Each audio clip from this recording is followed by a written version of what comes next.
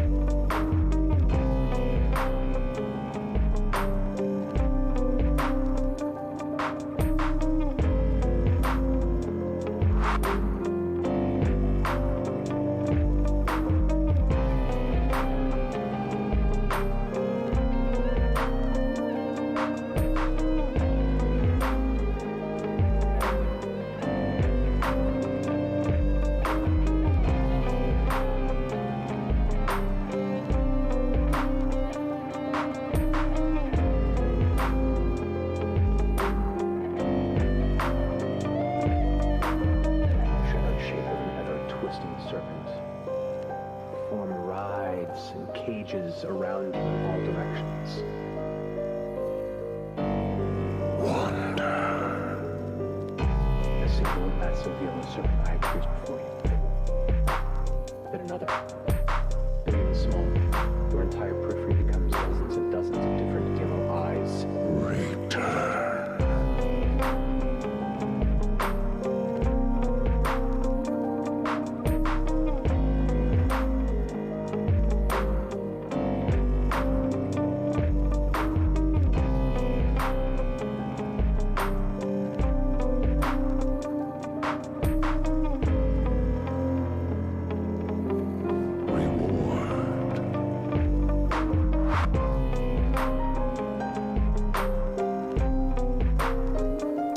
Why does my countdown timer suck?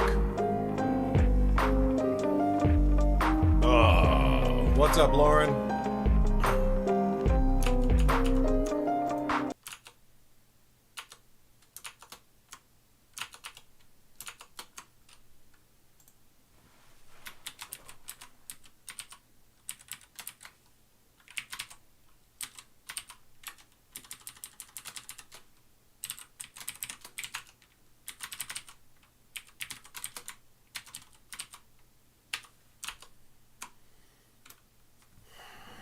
I'm not doing too bad.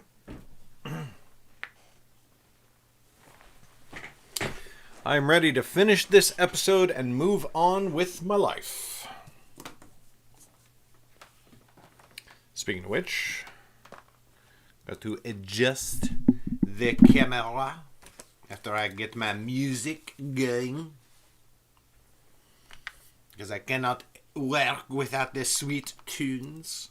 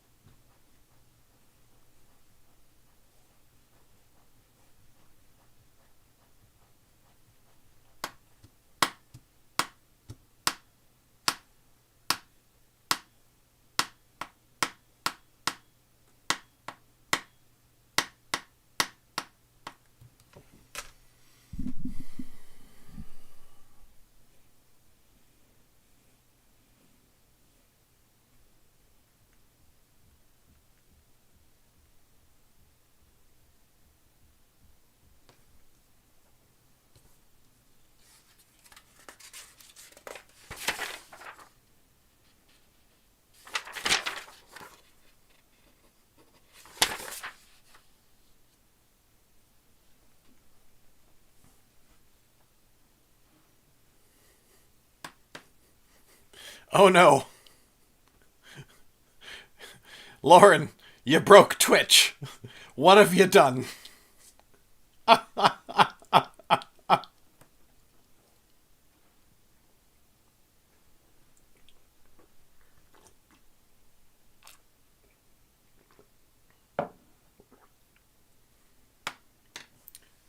My screen is saying an error occurred, no data was returned.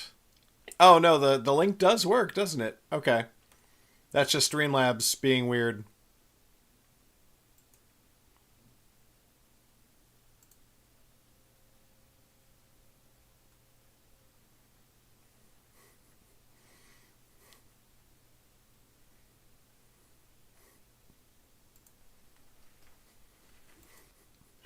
Oh, what a gift. That's fantastic. That's so good, Lauren. Thank you so much for saving that. Have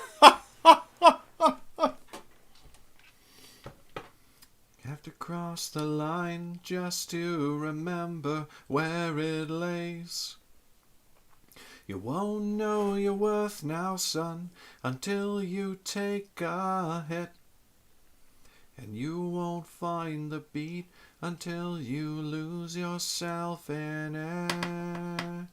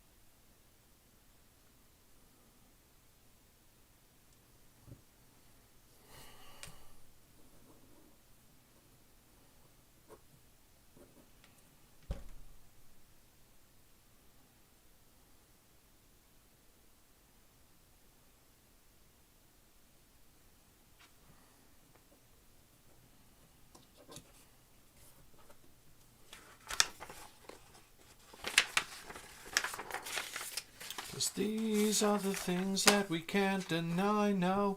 This is a life that you can't deny us now.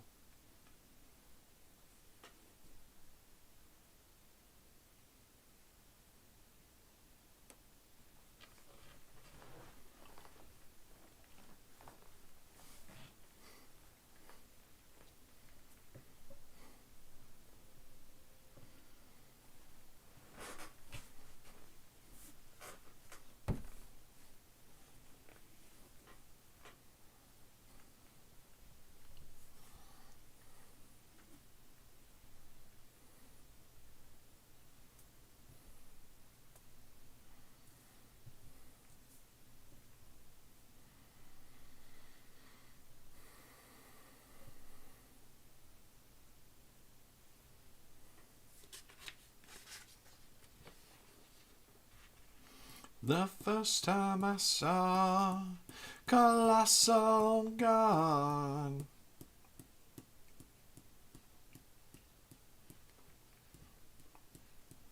The first time I saw colossal God.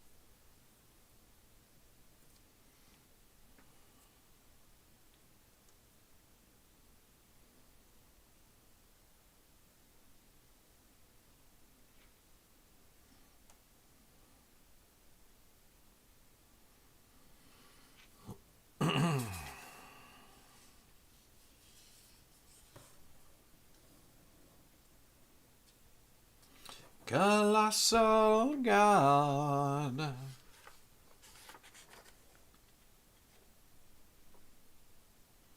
The first time I saw colossal God.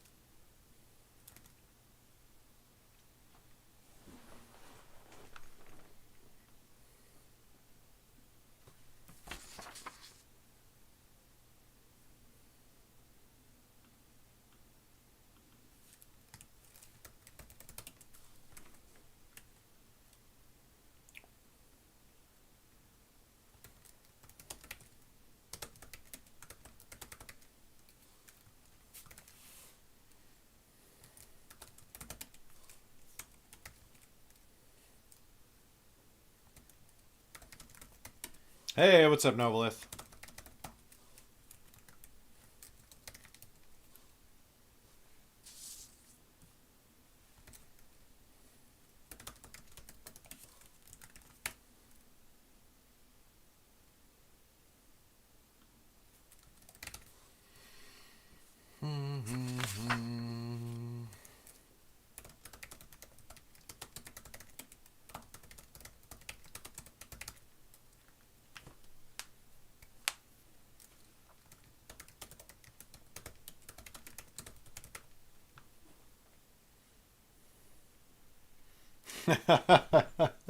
Well, I'm winning this chess game tonight.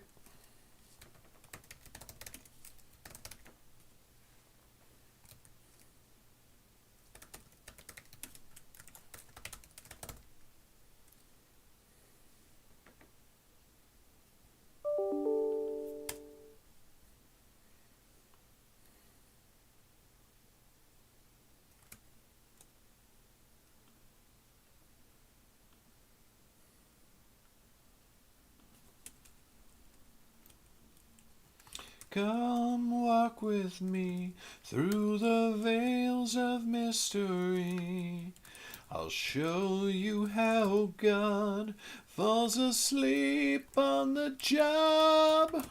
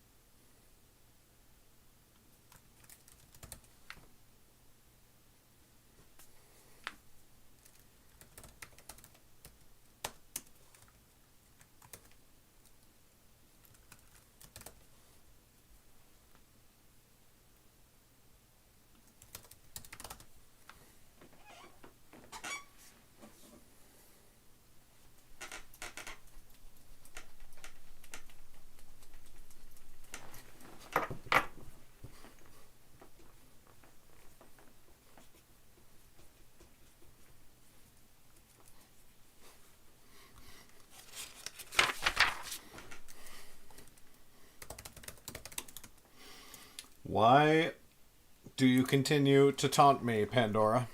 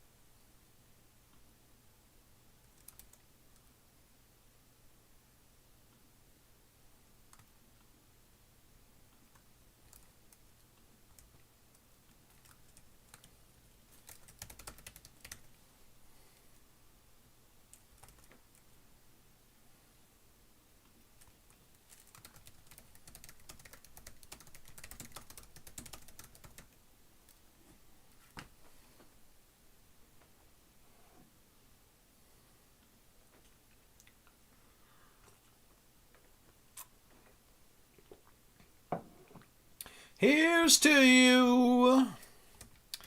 I sing for my daddy-o as I lay him down to sleep.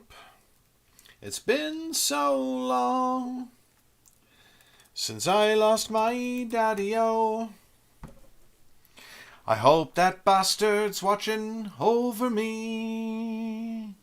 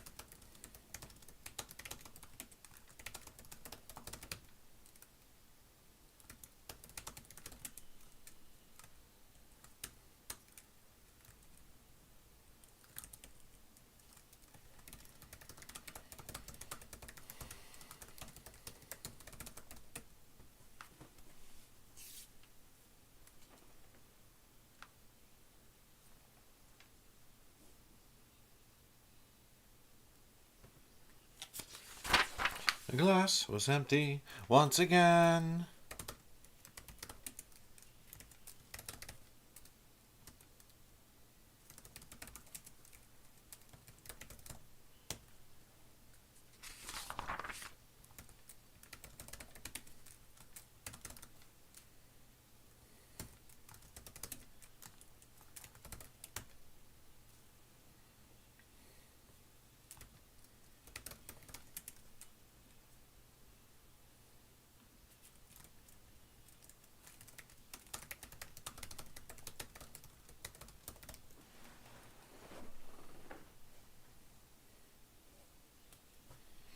Lights of you again.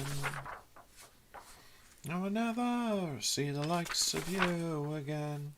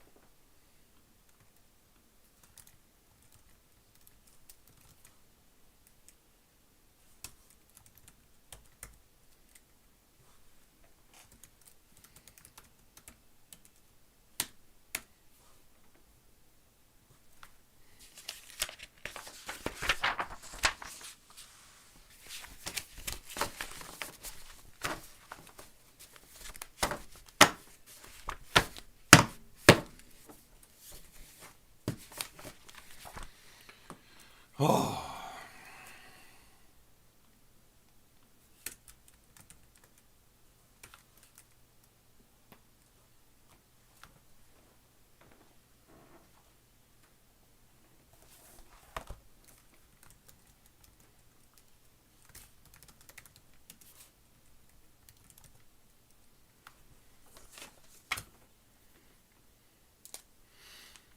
That is the end of the red pen edits. I have a final out loud read.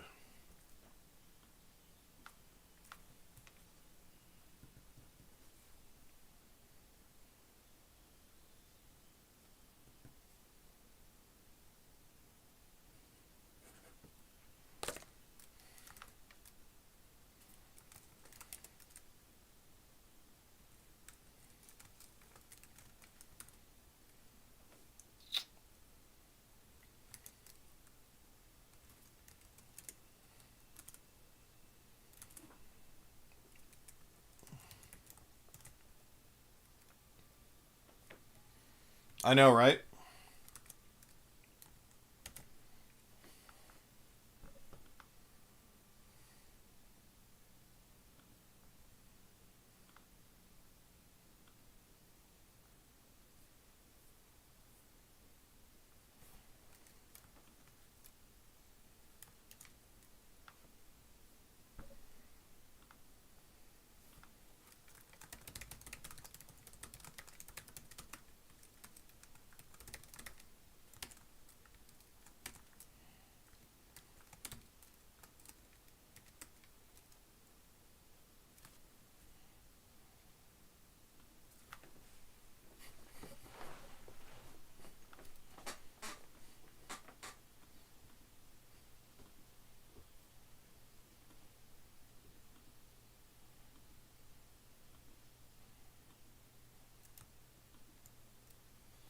I'm gone forever, seems like just yesterday. How did I miss the red flames? We made these bitter storms together.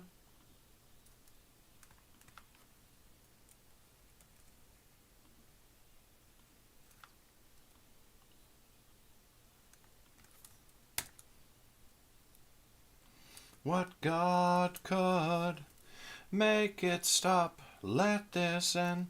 18 years pushed to the ledge, it's come to this, a weightless step on the way down, singing whoa, whoa, whoa, whoa, whoa, whoa.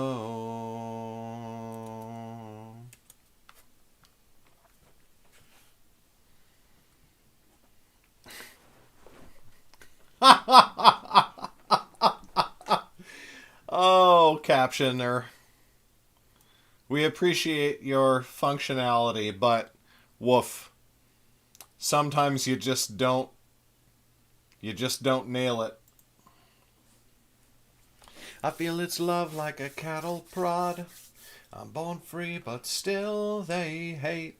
I'm born free, no, I can change.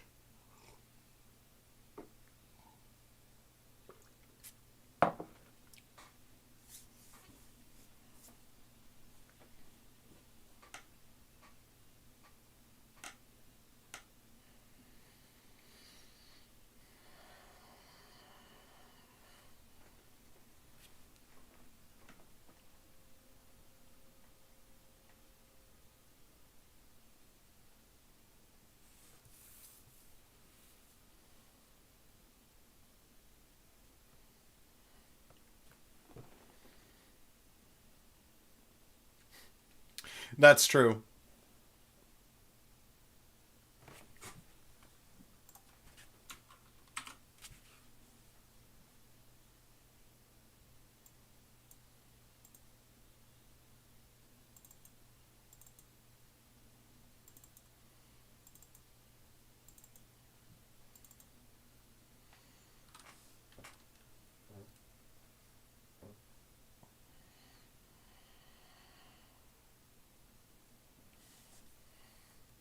This song I'm listening to contains My absolute favorite couplet of protest poetry I've ever heard, that I have referenced in a bunch of things, actually. Too much blood has flown from the wrist of the children shamed for those they chose to kiss. And I mean, fuck you, Tim McIlrath, because I'll never write anything that good, you piece of shit.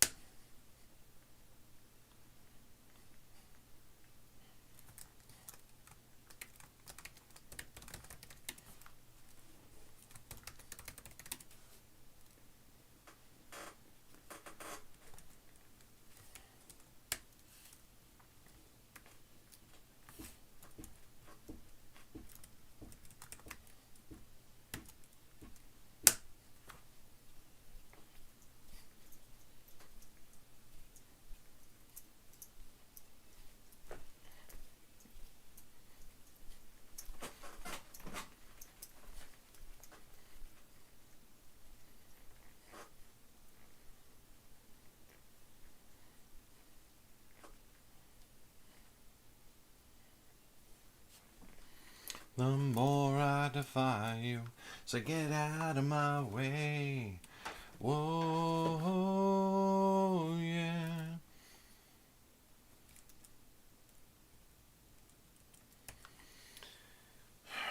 Oh no. Oh no.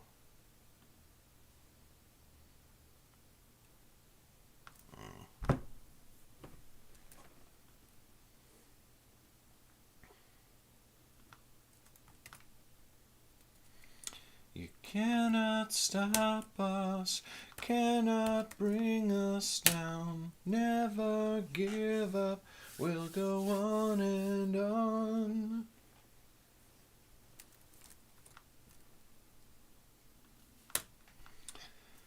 cannot break us, cannot bring us down.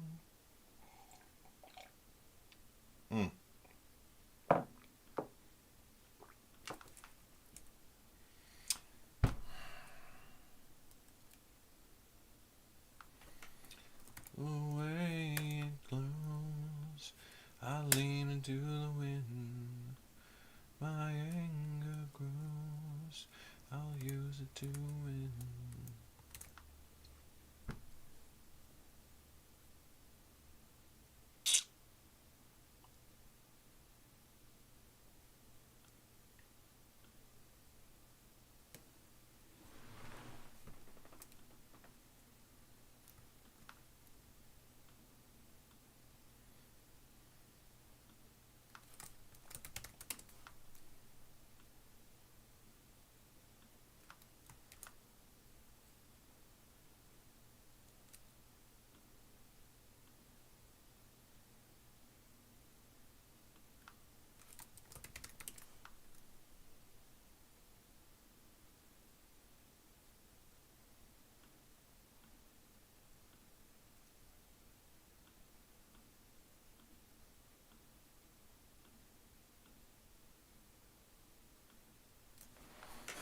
What?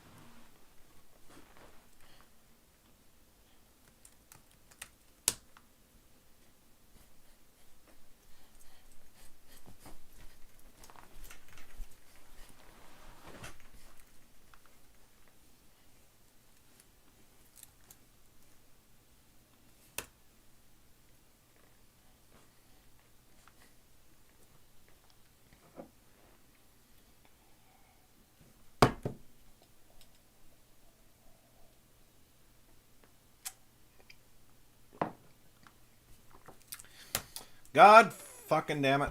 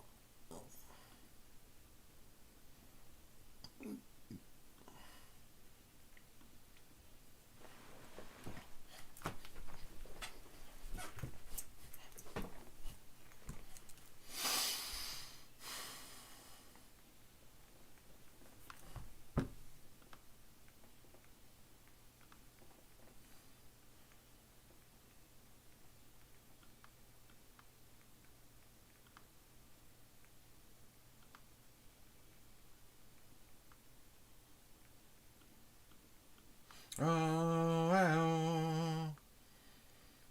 ah, ha ha ha ha. Oui, oui, allons-y. Vite, vite maintenant. Please forgive me, French people.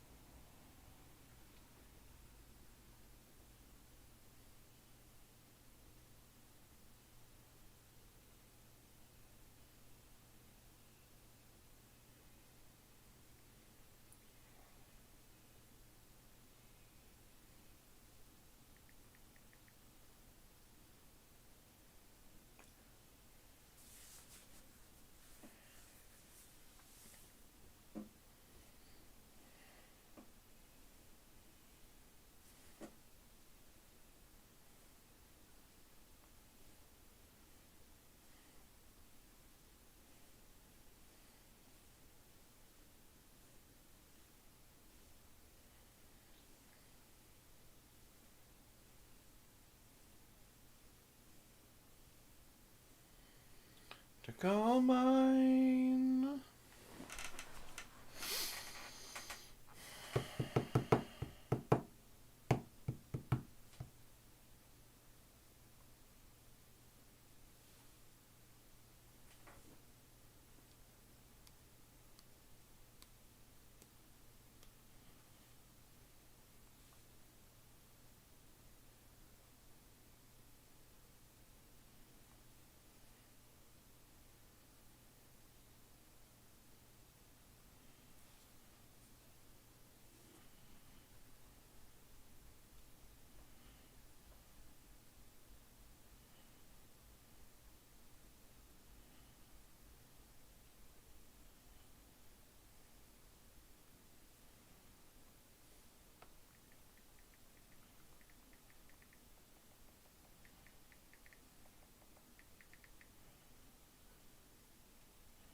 Black bandana, sweet Louisiana, robbing on a train in the state of Indiana.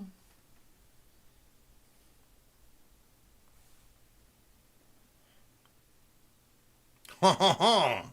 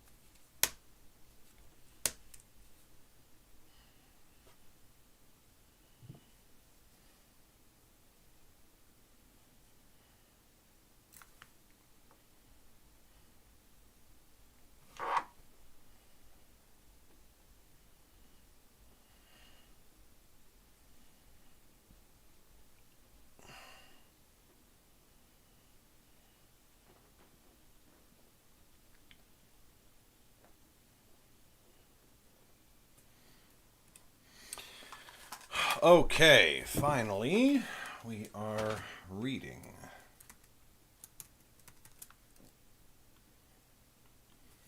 Getting born in the state of Mississippi, Papa was a stoner and her mama was a hippie. In Alabama, she was swinging hammer. Brassy got a pay when he paid that panorama.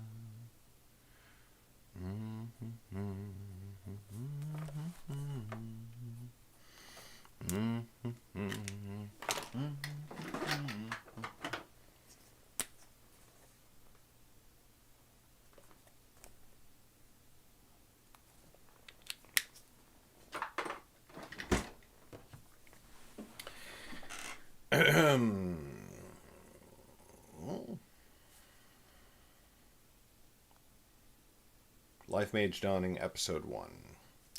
Quest, an end and a beginning. 1. The Lord's Attendant. 2. Death in Daylight. 3. A Bath and a Bond. 4. Lover's Quarrel. Feedback is welcome. Thank you to my patrons. Okay.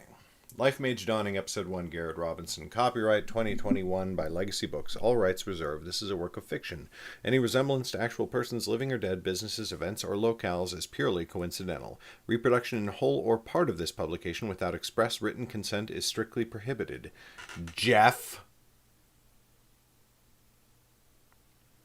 This is an incomplete manuscript. This is one part of the novel Lifemage Dawning by Garrett Robinson. This is an early draft of the work shared only with Garrett's supporters on Patreon. Sky save me, Sky save me. Sky's not going to answer. Here now, eyes on me. I said pressure. I don't want to die. You won't. You don't get to. There's more coming. Eyes on me. Pressure, Dark Take You. I need more bandages. No, it's all right. There's more coming. You go. No use, both of us. One more word like that and I'll gut you myself. Do you hear me? I'll flay you, you steer, you damned coward. You won't get any quiet death, no gentle fading. I'll make it hurt. I'll make you scream. I swear by the sky. You fight. You don't get to give up. You don't get to leave me. Pressure. Now. They're almost here. They don't get to take you either. Chapter 1. The Lord's Attendant. The attendant went to speak with the Lord, but no one saw him arrive. Without footfall or the scuff of boot on stone, he passed through the halls of the keep. Mayhap a curious ear turned his way, or some servant thought they half glimpsed a passing figure, but when they turned, they found nothing. He passed through the door into his lord's personal chamber and gave a weary sigh. Windows were fitted with thick shutters of iron, but these were now open, as were the heavy curtains that blocked all light when drawn. Thus the sun was free to spill across the Lord's desk, illuminating the map upon which he gazed. Through the open window poured 1,000 fresh scents of the countryside, turned leaves and mulch on forest floors, and ever-chilling breezes carrying the scent of hearth fires. The walls of the room were mostly covered up by shelves of books. Mighty tomes bound in leather bore the scuffs and stains of history, with no speck of dust to be found on their well-used pages or covers.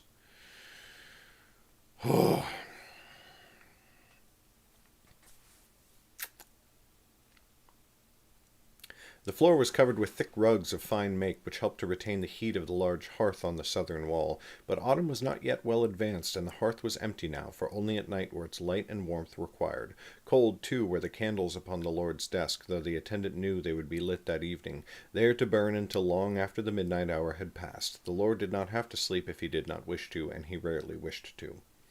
The Lord glanced up and noticed his attendant at last. His full lips split in a smile that shone through his beard, which was black but graying heavily. "I am glad you have come," he said. Thick and warm was his voice, full of power but gentle. The attendant fell to one knee. "Of course, Lord," he said. "I shall always come when you require me. It is only my duty." "And the fulfillment of one's duty is worthy of the highest praise," said the Lord. His children heard this from him often.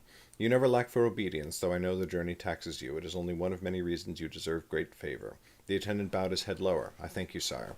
"Come," the Lord gestured at the map. "Look upon this with me." The attendant was by his lord's side in the blink of an eye. The map displayed all the 9 kingdoms of Underrealm, from Calenton in the northwest corner to Hedgeman in the frigid south. There could be seen across the parchment the remnants of many old markings in charcoal, now wiped away and replaced with others. The Lord's finger fell upon several marks in southern Dorset. As his sleeve slid back along his forearm, it revealed a tattoo on the back of his hand. The design twisted in and around itself, a never-ending knot, but thorns sprung from it in all directions, as though the weave had been made with brambles. The attendant's gaze followed his lord's finger. There were many marks there. They had been recently scratched.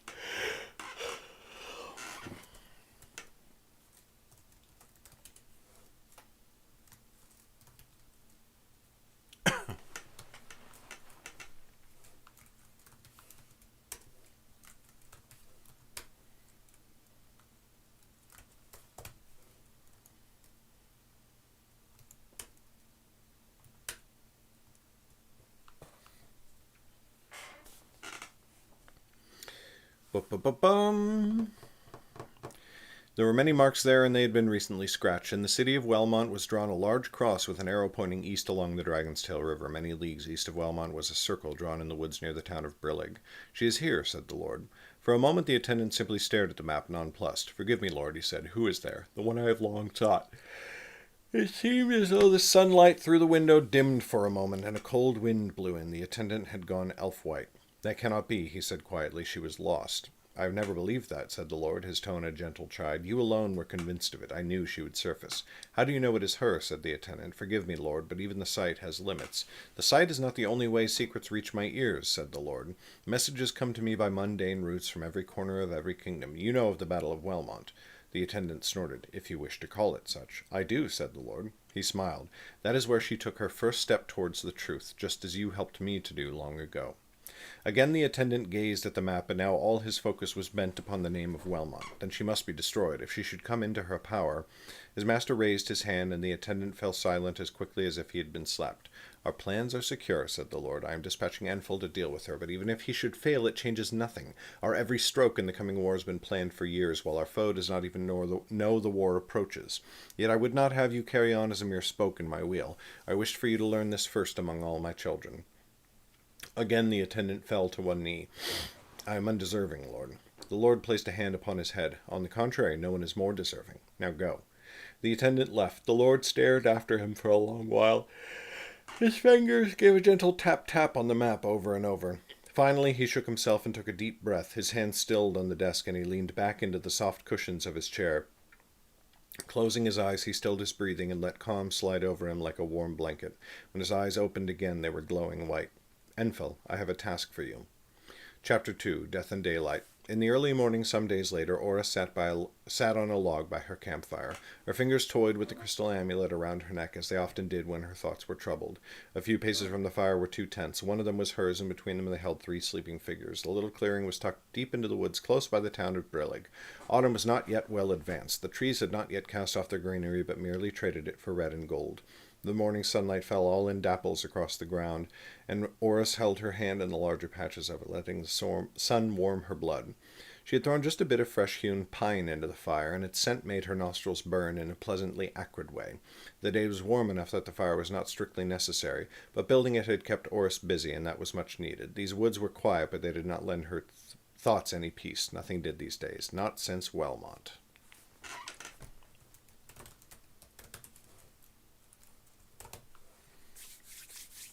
I'm going to go refill my coffee real quick. I'll be right back.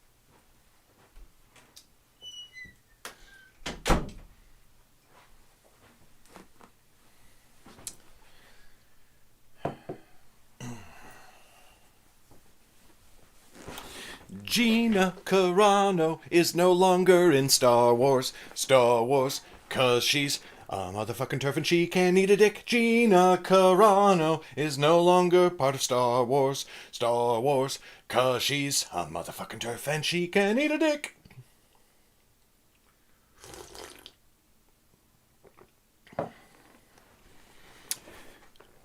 I said it. And I'll say it again. The day was warm enough that the fire was not strictly necessary, but building it had kept Oris busy, and that was much needed. These woods were quiet, but they did not lend her thoughts any peace. Nothing did these days. Not since Wellmont. Nothing since Wellmont.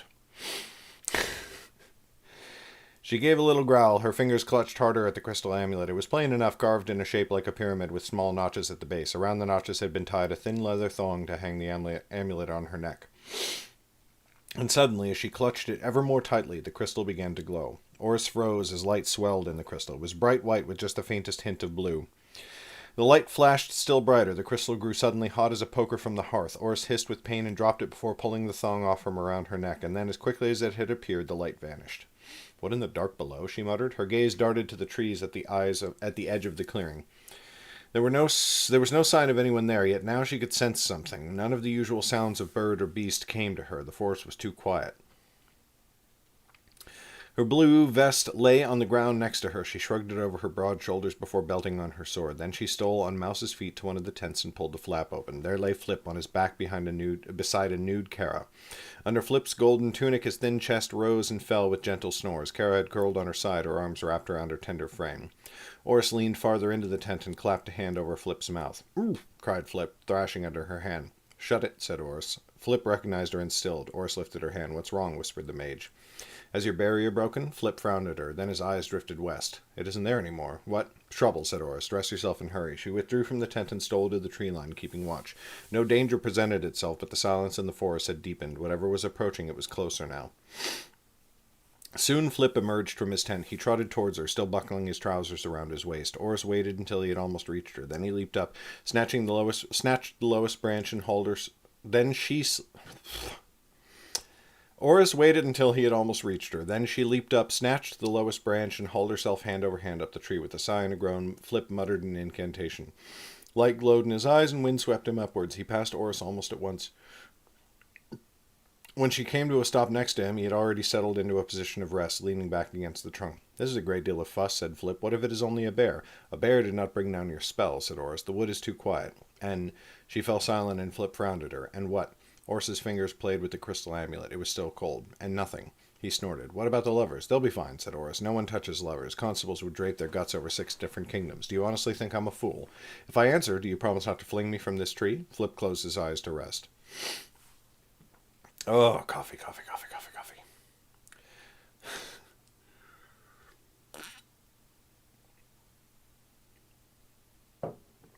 Ah. Oris smiled and shook her head, turning her attention back to the clearing. The tent stood alone, undisturbed. The campfire burned merrily, sending up a steady stream of thin smoke. All seemed peaceful enough, and then 3 figures appeared from the trees to the north. Oris slapped Flip's leg. He opened his eyes, scowling at her. She pointed. There were 3 of them. They wore plain clothing, with flashes of blue and gray here and there. A uniform, wondered Oris? 2 of them were impressive looking enough, but their leader was a giant. His skin was pale under a tan, and his ear-length hair was shaggy and thick. Shaggy Scooby. Several days of unkempt beard hung from his chin. Thick bands of muscle wrapped every part of him so that he looked like he was trying to burst out of his leathers. Oris was uncommonly tall and strong, but she guessed this man was 2 heads taller than her and may have 5 stone heavier. "What noble folk are we honored to entertain today, I wonder," said Oris. "No doubt the kindred or comrades of someone we've bedded or beheaded," said Flip. Oris rolled her eyes. "Don't roll your eyes at me," said Flip, shoving her shoulder. "Do not roll your eyes at me when you know I speak only the truth." "Because something is true does not mean it is pleasant to hear," said Oris. "Often it's the opposite." "Foreshadowing!" "Well, let's not jump to conclusions," said Flip. "We don't know they're after us." The soldiers crossed the clearing. The leader looked at the other 2 and pointed at the tent. Slowly, to muffle the noise, all 3 of them drew weapons and crept quietly forwards. Each of the soldiers wielded a broad blade. Their leader gripped a massive axe. Its haft was a pace and a half long, and its head was 2 handbreadths wide. "All right, so they're after us," said Flip. The leader took position between both tents to prevent escape. The soldiers readied themselves to dive within. "Oris," said Flip, "what if they do harm the lovers?" Oris frowned. "No one's that foolish. Yet if they are," said Flip. "They're not," said Oris. But her grip on the tree branch tightened. The soldiers dove into the tents and dragged Kara and Ombi into the open air. Both lovers were naked. They screamed in alarm, dragging blankets out after themselves and clutching them to their fronts. But when the soldiers saw who they were holding, they stopped. Both of them looked at their leader in confusion, and he lowered his axe slightly. "What under the sky is this?" he said. Oris could just hear his growl from so far away. I thought we were supposed to find them here, said one of the soldiers, a short, thick man with skin nearly as dark as Kara's. The commander turned, scanning the tree line. They have slipped away. The other soldier was a woman with short, flaming red hair and a nasty scar under her mouth. Now she hauled Ombi up by the wrist, brandishing her sword in his face. You, tell us where they've gone. Hey, what's up, Josh? Oris tensed, but Ombi looked up into the woman's eyes without a trace of fear. You threatened 2 members of the Guild of Lovers. Unhand us at once, or the High King's justice will not be gentle in its punishment. The other soldier dropped Kara's arm as if he had been scalded, but the fire-haired woman only scowled deeper and pushed her face closer to Ombi's. We do not serve the High King, and her laws are meaningless to us. Coffee.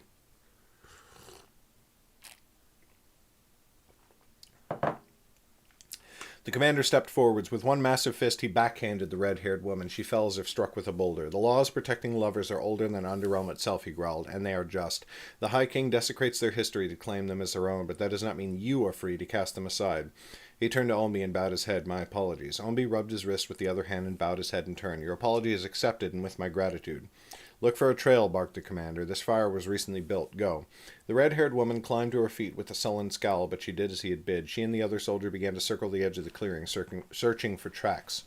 Oris looked to Flip. We can get ahead of them. Certainly, said Flip, nodding. Kill the big one first? If anyone's got answers, it's him, said Oris. Kill the other 2, and then find out who sent him. Light flared in Flip's eyes again. Fair enough. He tumbled back off the branch, air catching him as he fell. Oris climbed down after him. Oris and Flip stalked through the forest. Their foes had no gift for stealth, and it was easy to outmaneuver them. They took position on either side of the soldier's course and drew into the trees. The footsteps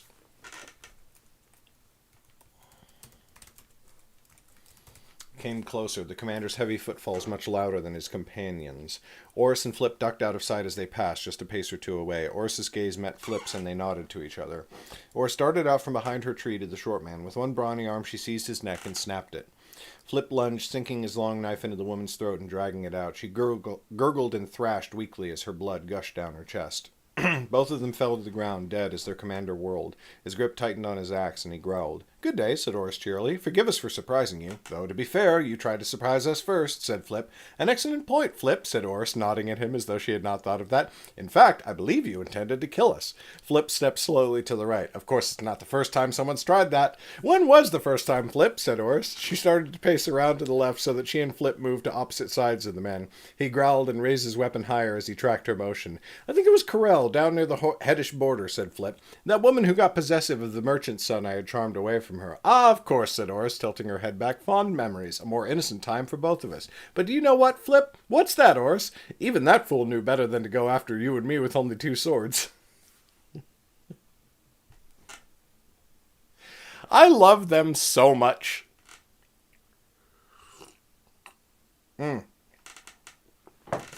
Though the commander kept his attention on both of them, for the most part his gaze was fixed on Oris. Now he snarled, Keep prattling if you wish, your death nears regardless, and when you die I shall be raised in my father's estimation forever and secure my place in history. A shadow passed over Oris's expression, but Flip put his fingers in his mouth and whistled, drawing the man's attention. I'm sorry, friend, he said easily. I don't know that you fully understand your predicament. You're only alive because we want to know who sent you after us. The brute bared his teeth in a savage grin. Come closer and I might tell you. Flip looked past him. I don't think he wants to play, Oris. Oris's jaw clenched. Then he dies. Flip sighed and rolled his shoulders. Fine, I need a piss anyway. A glow sprang into his eyes. The brute whirled to face him, crouching in a fighting stance. The glow in Flip's eyes swelled, his feet shifting on the forest floor. Under his breath he muttered words in a strange tongue, and flame sprang to life in his palms. With a sweep of his arms, he sent the fire arcing forth. Its heat scorched the ground. The flames rushed to envelop the stranger, and then they split as though they had met an invisible wedge. In a moment they had died away, leaving the brute untouched. His bright teeth showed in a grin. Oris frowned. Flip, don't play with your food. Flip gave her a quick glance, his brow a confused twist. I didn't... Oh, never mind.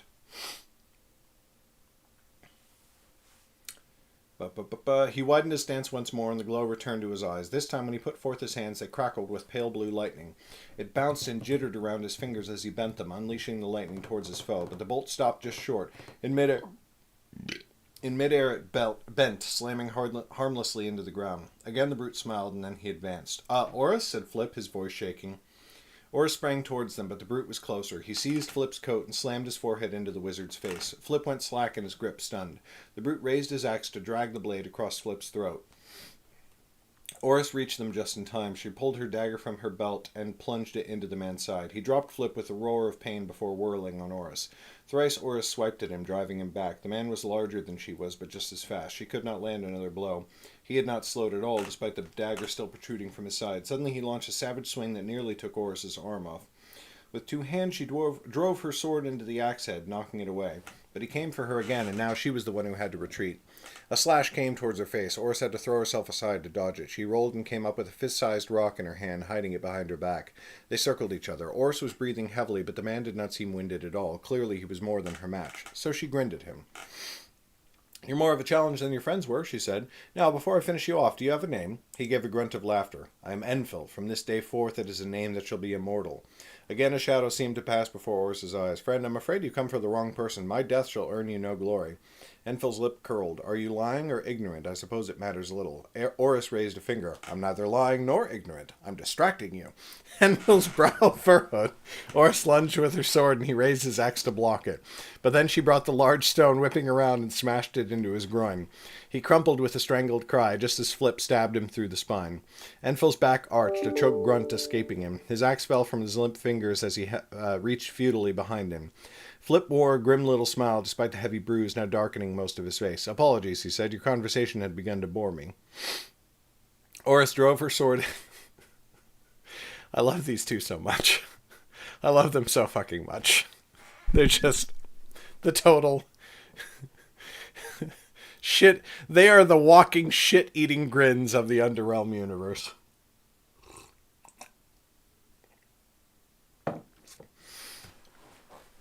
They are such a pair of little shits.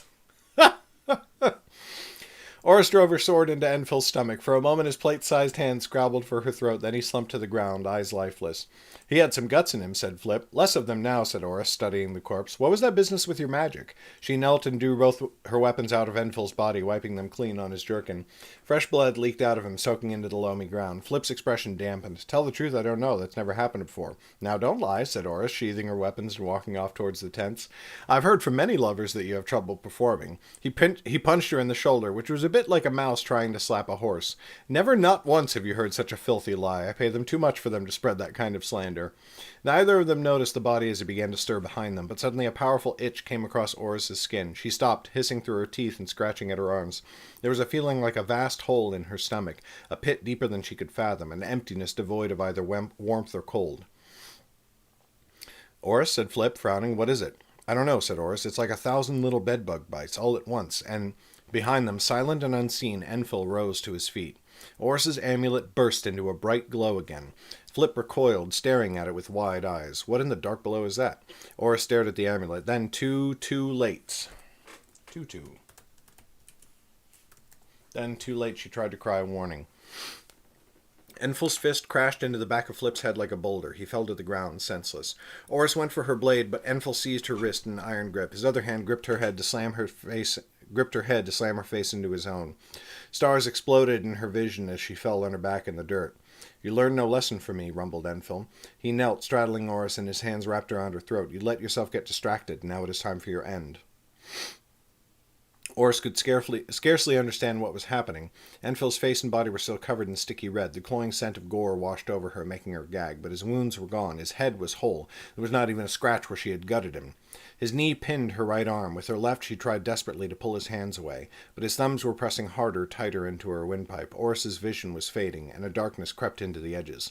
"How?" she managed to gasp. Enfil grinned. Blood dripped from his lip to spatter on Oris's cheek. "My father's gifts are mighty, but that no longer matters to you. Sleep, let life end." "Dark take me if I will," thought Oris. With shaking fingers she drew her dagger and plunged it into Enfil's gut. The brute growled, but he held on. Oris dragged the dagger out and stuck him again and then again, but each stab came weaker, each shallower. "I'm not dying here," Oris thought savagely. "I don't know where I'm meant to die, but it won't be some backwater forest no one's ever heard of." Yet the darkness grew thicker. Her thoughts swam, and Enfil's grip kept tightening. Footsteps, someone running. Through the darkness in her vision, Oris saw Enfil glance to his right. Then a heavy boot crashed into his jaw.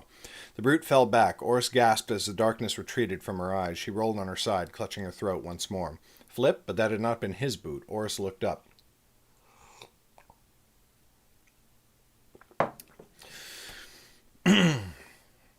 Above her stood a woman. She was short and slim, but wiry with muscle. Her plain traveling clothes looked dusty and worn from many leagues. Around her was wrapped a green half-cloak that ended at her rump, with its hood thrown back to reveal golden hair, long but braided and done up now. At her sides hung two short swords that looked to be a fine craftsmanship. Wordlessly had she come and wordlessly struck. Still now she said nothing as she drew her blades, swinging them in one quick circle. Their fine steel glinted in the shafts of sunlight that filtered through the trees. Enfil looked up at her with a savage growl. Blood ran from his nose to join the red streaks of his earlier wounds. Who in the dark below are you? The woman did not answer. She stalked towards him, blades held ready. Enfil glanced over. His axe lay a few paces away. Now he dove for it, throwing himself across the ground on hands and knees. The woman darted for him. As he stretched for the axe, her blade came down and cut off his hand. Enfil screamed, falling on his back and clutching the stump of his wrist. Before he could recover, the woman kicked him hard in the side of the face. Enfil rolled face down, still clutching his arm.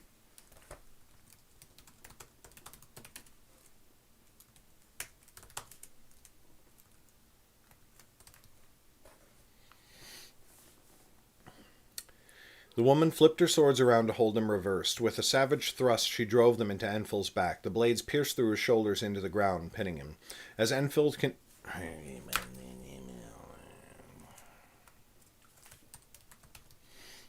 screamed, his voice now muffled by the dirt, the woman knelt and seized his hair. Pulling it up, she revealed a tattoo on the back of his neck. Oris had never seen the design before. It was like a circular, never-ending knot woven of thorny brambles. The woman drew a dagger and began to cut the tattoo out of his skin. If Enfil had cried out before, now he screamed loud enough to tear his throat. But try as he might, he could not rise, not with the blades pinning his arms to the ground and the woman kneeling between his shoulders. In a moment the grisly work was done. The woman tossed the tattoo aside. Then she stood and drew her blades from Enfil's back. His screams subsided to be replaced by agonized whimpers. Father, it came out as a piteous moan. The woman brought one sword back around and cut off his head. The woods fell to utter silence. It lasted for several long moments. Oris stared at Enfil's body, half expecting him to move again, to rise and take his revenge on the woman. But nothing happened. Slowly, Oris levered herself up, rising to her feet. The strange woman turned to her. "Have you any wine to drink?" What?" said Oris. "Who under the sky are you?" The woman pursed her lips.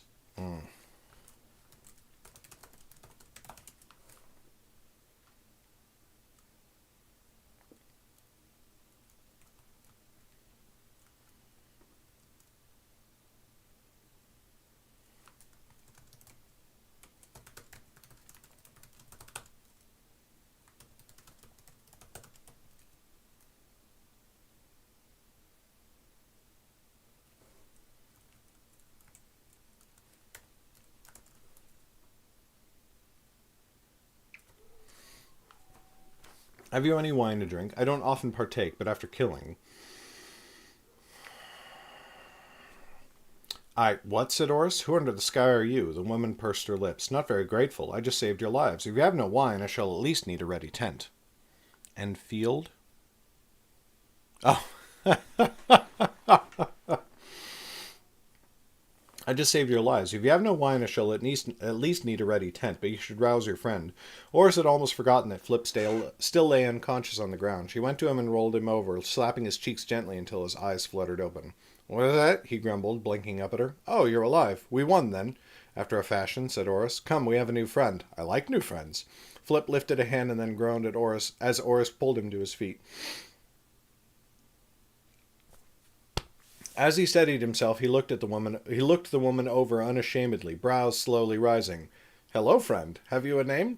"You can call me Sylvan," said the woman. "Sylvan," said Flip, "like the daughter of Renna the Sunmane." Sylvan inclined her head. "Just so. A princely name for a princely woman." "Calm yourself," Oris told him. Sylvan smiled. Oris decided her brilliant hazel eyes were far too distracting when she did that. "Your tents are this way, I believe?" she said. So saying, she sheathed her sword, scooped up the flap of skin with the tattoo, and marched off towards the camp. Oris and Flip looked at each other. "Do you?" said Oris, waving a hand in the direction Sylvan had gone. "Never seen her before," said Flip. "At least not that I recall, but I sometimes get quite drunk behind the blue door." "She isn't a lover, Flip," said Oris, rolling her eyes. "Come on, let's get after her. It's past time we checked on Omi and Kara besides." Omi and Kara had dressed themselves, but only partially, and they were enjoying the fire. They glanced up curiously as Sylvan entered the clearing. Omi smiled. "Good day," he said to her. "You seem friendlier than the last uninvited guests who came here." "I can be very friendly," said Sylvan. "You are lovers in the employ of these two, are you not?" She pointed back to Oris and Flip, who had just reached the clearing. Kara glanced at Ombi. We are? And what are they paying you? Again the lovers looked at each other. 3 silver a night, said Ombi. I thought the going rate was twice that, said Sylvan. They are protecting us in these wilds, said Kara. Their payment is the difference. I wish to end your service, said Sylvan. I beg your pardon, said Flip, his casual smirk vanishing in an instant. Sylvan ignored him. From a pouch at her belt she drew 6 gold weights. These she tossed to Ombi and Kara, 3 each, and they caught the coins deftly. I think you will agree 3 weights a night is more than generous, said Sylvan. You shall have to pay them their 3 silvers difference for safe transport, but you still come out quite well. Indeed, said Kara, nonplussed. But we are in no need of charity. We are happy with our service and have no wish to seize it. Oh, said Sylvan, placing a hand to her chest. Forgive me for not being clear. I'm not paying you to stop entertaining them. I'm paying you to start entertaining me instead. The lover's eyes widened. Flip and Oris had gone stock still. You can't do that, cried Oris. Sylvan smirked at her. Oh, come now, you must know the guild rules as well as I do, or better. Flip's face had taken on a pained sort of twist. She can in fact do as she says, but only if the lovers agree. He turned pleading eyes to Kara and Ombi. Have we not been good to you? And generous? Kara raised the coins. Not this generous.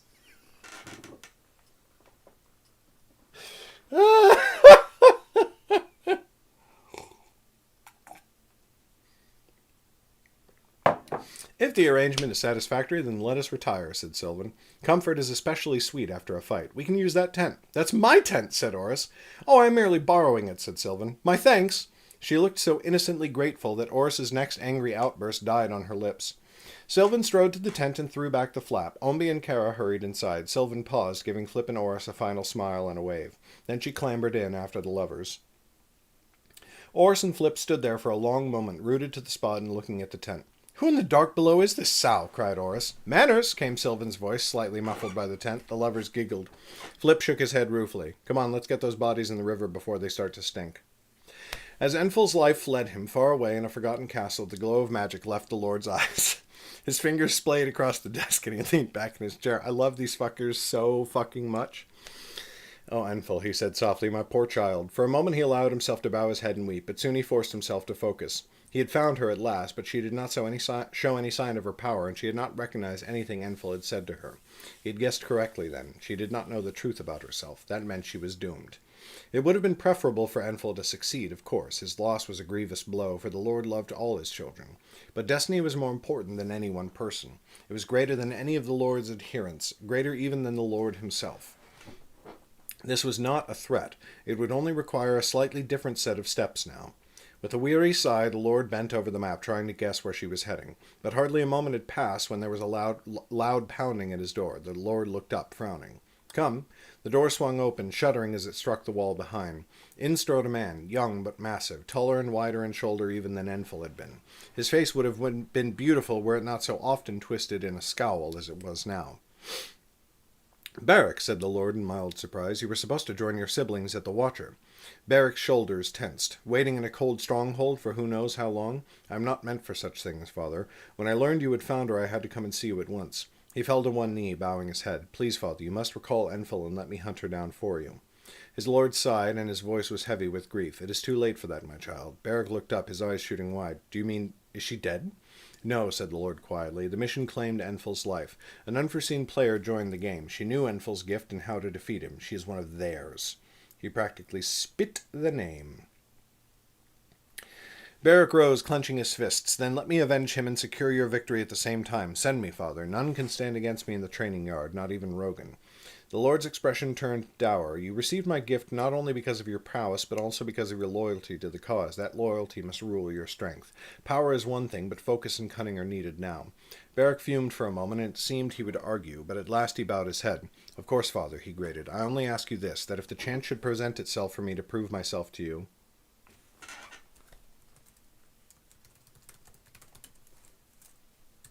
Chance should come for me to prove myself to you. You will grant me the opportunity. You have nothing to prove to me, my son, said the Lord. Beric started to speak, but the Lord raised a hand to stop him. But I will remember what you have said. If the time should come to send you on that hunt, I will. Leave me now. At last Beric gave a satisfied smile, and he left. Chapter 3, A Bath and a Bond. Enfil's body threw up a tremendous splash of water as Oris and Flip heaved it into the river. The current dragged him downstream, floating face down. They had already thrown his lackeys in, and their bodies were now out of sight. Blood from all three corpses had gotten on Oris's hands and arms. Flip had cast off his coat to avoid staining it the same way. Now they went a little ways upriver where the water was calmer, and stripping down, they climbed in to bathe. Often Oris's gaze turned southwest towards the camp. Staring won't make them hurry any, said Flip. What will? Growled Oris. We need to be getting on our way. I do not think we should hurry her at all, said Flip. After what she did to that brute, well, I, for one, have no wish to disturb her. Oris sniffed, picking at some gore that had gotten under her fingernails. It had likely come while stabbing Enfil over and over again. The memory made her throat ache. She could feel his fingers there. What do you suppose this is all about? Flip went on. His tone was light and airy, but Oris could hear the worry that underlaid it. I don't just mean folk trying to kill us, that's not unheard of, but the way Enfil found us all the way out here in the wilds, and then Sylvan almost at the same time. That's strange, isn't it? It's a good question for her, said Oris, hence my eagerness for her to emerge. Flip's mouth worked for a moment. It's got something to do with Wellmont, though, doesn't it? His hand rose to rub at his bare chest. Oris's eye went there, but then they sharply jerked away. No, she said, it doesn't. It can't. Her voice held more denial than conviction, but that was all she could summon. Enfil said, I'm clean enough, said Oris. She climbed out and threw on her clothes. Just before heading back to the camp, she met Flip's gaze. Shed your worries. No one knows what happened at Wellmont. She turned and walked off. Flip watched her go. Ourselves included, he said sadly. Oris rebuilt the campfire and sat by it. When Flip returned, he did not mention Wellmont again. They ate some food silently, both pretending they could not hear the muffled noises coming from Sylvan's tent. Or my tent, I should say, thought Oris in irritation. The more time that wore on, the more anxious she became. Who knew but that someone else like Enfil was coming? She might not be so lucky twice to notice something was amiss before they arrived. The thought gave her pause. In fact, she had not become aware of Enfil without help. She lifted up the amulet and looked through it, letting its shape distort her view of the surrounding woods. It had been inert since Enfil's rise, and no trace of a glow shined from it now. Yet it seemed suddenly a foreign thing. She could not look upon it with the same eyes she always had. Flip noticed her eyeing the crystal. His eyes... so many eyes.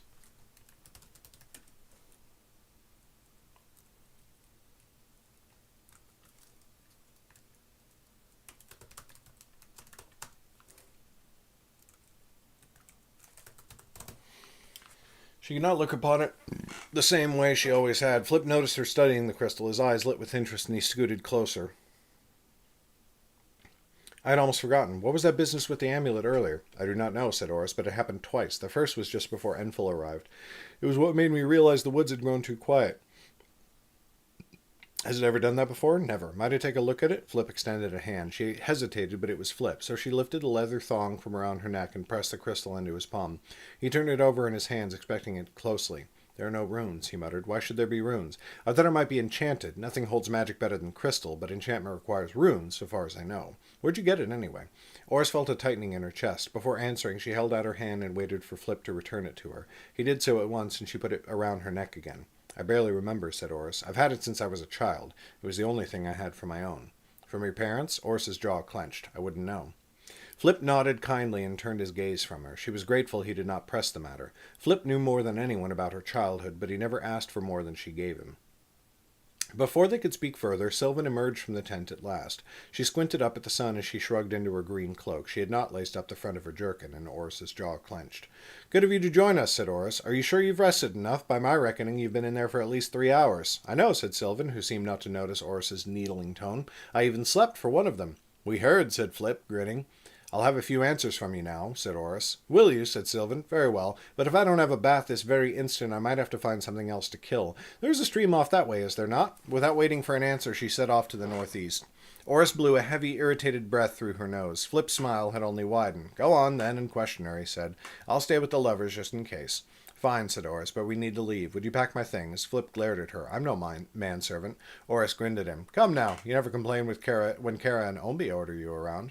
As if on cue, the lovers came out of the tent. Ombi came first, and then he turned to help pull Kara out. The girl was still a bit flustered, her dark cheeks darker still with a flush, and she leaned onto Ombi's arm as she came to help join him by the fire. Sky above, she said, sitting. And dark below, said Ombi with a grin. That went longer than I expected. I as well, said Kara, giggling. Flip folded his arms. And do the two of you feel any shame whatsoever for abandoning the two of us so easily?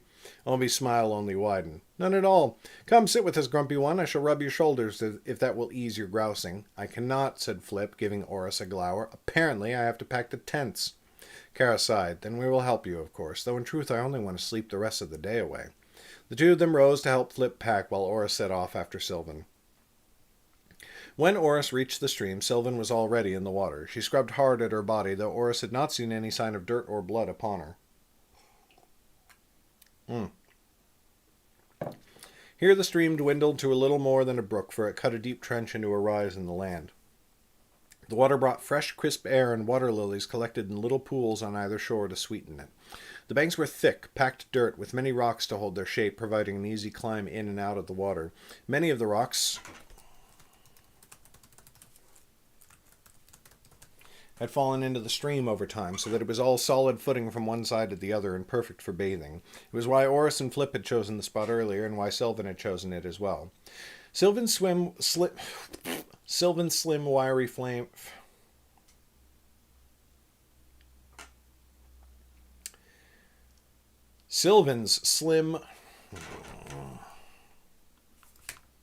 Sylvan's wiry frame was even more impressive now, bare as it was, and Oris was struck still for a moment.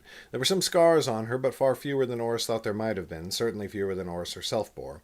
Now that her hair was undone and flowing freely, Oris could see that it was much longer than it had appeared before. Though her face was hard and gave her an uncompromising look, it was also beautiful, and her hazel eyes were piercing and intense as a falcon's. Those eyes suddenly focused on Oris. Sylvan paused in her scrubbing for a moment. Oris realized she had been staring and cleared her throat, folding her arms and leaning against a tree. But she did not avert her gaze. Sylvan did not seem embarrassed, and so there seemed little reason not to enjoy herself. "You look cold," quipped Oris. Sylvan laughed. It had a strange sound to it, light and amused, but rough, as though she was unused to such a mood. "Did you come to talk or to stare?" Oris chose to ignore that. "Who are you? You have my name." "I think you're a bright woman," said Oris. "You know I want more than that. Why are you here?" Sylvan pointed to the shore. Oris looked down and realized a coin purse sat at her feet. "My master sent me to hire the two of you into his service," said Sylvan. She leaned back to float face up. Oris stooped to lift the purse. She undid the string, holding it shut, and looked inside. Her brows rose appreciatively, but then she looked back to Sylvan. "It's not good enough," she said. Sylvan's head came up, and she frowned. "You've not even heard the job.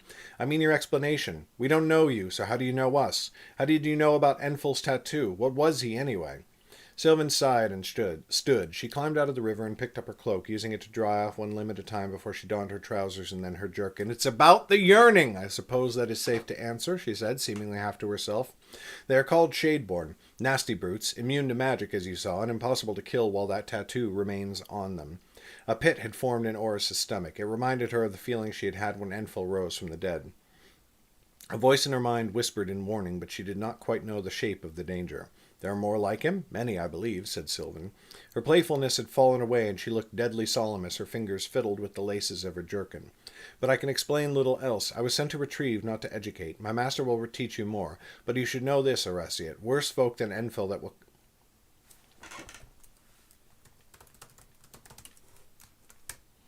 Worse folk than Enfil will come after you, and you will not know how to defeat them." "But why?" said Oris. "What do they want with us?" Her tone was defiant, but a yearning lay beneath it, a desire for something she could not name. Sylvan's fingers stilled on the strings when she looked up at Oris in surprise. "Not us, just you. Did you not realize that?" Oris closed her eyes and forced herself to take a long, slow breath. "I'll tell you the same thing I told Enfil. You've made a mistake. I'm no one special." "Yes, you are, Oresiat," said Sylvan. "Fate chose you long ago, though my master and other interested parties have only just learned of it. You should be grateful. It means you are capable of doing more good than most could do in their lives." "But I don't want any part of that," insisted Oris. "I'm perfectly happy with my life just the way it is, thank you." "Are you really?" said Sylvan with a frown. "I am," said Oris obstinately. Sylvan slowly shook her head as she finished the knot in her jerkin string and climbed the bank. Just before the top, her foot slipped on a dislodging stone. Her hand swung up, and Oris caught it without thinking to pull her up. Sylvan used the movement to draw closer, her face barely a hand's breadth from Oris's. "It's about the yearning." Their eyes met, and Sylvan let the silence stretch for the space of a few breaths. Oris was reminded of Enfil's face close to hers, but now the smell that flooded her nostrils was sweet. All faded wool and soft skin and wet hair. "It's about the yearning." "I'm afraid the choice is out of your hands." Sylvan's voice was barely above a murmur. "You were chosen, and many folk now know it. Some of them wish to kill you, others will want to use you for their own ends, and some want to help you achieve your destiny. My master is one of the latter. If nothing else, you should at least be grateful that I am the one who found you first. Or second, I should say, but Enfil no longer counts." The pit in Oris's stomach swelled. "Why?" she said again, and now she was pleading. "Why me?" Sylvan cocked her head. "What happened at Welmont?" she asked quietly. Oris swallowed hard. "Nothing." Sylvan gave a disappointed smile and marched off back towards the camp. For a little while, Oris could only stand there staring after her. At last, when Sylvan was out of sight, Oris mustered herself to follow. When Oris reached the camp, Flip had almost finished packing up. The tents were laid out flat on the ground. Flip's eyes glowed, and he twisted his hands. Gusts of wind caught the edges of the tents and rolled them up. The glow died, and Flip smiled with satisfaction as the lovers scooped them up and wedged them into their packs. Then he noticed Oris. "You're back," he said, "and just in time to avoid helping with the work. How very like you." "We're ready to go, then?" said Sylvan. Flip arched a brow. "I'm afraid I don't understand. We are ready to go. I don't know how that concerns you." Oris's mouth twisted, but she raised the coin purse Sylvan had given her. "She means to hire us." Flip's brow furrowed. "Does she now?" It did not quite sound like a question. Sylvan smiled. "Do not worry yourself," she said. "I am offering quite a lot of coin." Flip looked to Oris for confirmation. Oris tossed him the purse, and when he looked inside, his eyes widened. "Well, that's a gracious first gesture, to be sure. And what's the job?" "The first task," said Sylvan, "is to come with me to Redbrook and meet my master so that he can tell you the real task, which will come with its own payment." Flip's frown returned. "All of this," he hoisted the purse, "just to hear what he has to say?" "He's a man of means," said Sylvan, shrugging. "I hope you're aware," said Flip, "that in our line of work we deal with all manner of characters. Some are a pleasure to work with, some are less than savory. And one of the things we've learned is that an overabundance of generosity isn't a desirable trait in a business partner." Sylvan looked incredulous, and her gaze went back and forth from Flip to Oris. "I may not understand. Do you want me to reduce the payment?" In an instant, Flip had pocketed the purse. "Don't be ridiculous," he said. "What he's saying," put in Oris, "is that someone may well offer a great purse for a small task because they plan to reclaim it plain." "They plan to reclaim it later, save from our corpses." Sylvan smiled. "I understand such caution," she said, "but I assure you that is not my intention, nor is it my master's." "I am of course glad to hear it," said Flip, still with his easygoing smile. "But just in case you are lying to us, and I am certain you are not, but just in case, please remember that the only reason you can hire us at all is that anyone who's ever crossed us ended up on the pyre instead of us. I don't know if you've heard of past times we were betrayed, but trust me, it was not quick, it was not pleasant, it was not quiet, and it was not soon forgotten about." The clearing fell silent. The lovers looked rather anxiously back and forth between Flip and Sylvan.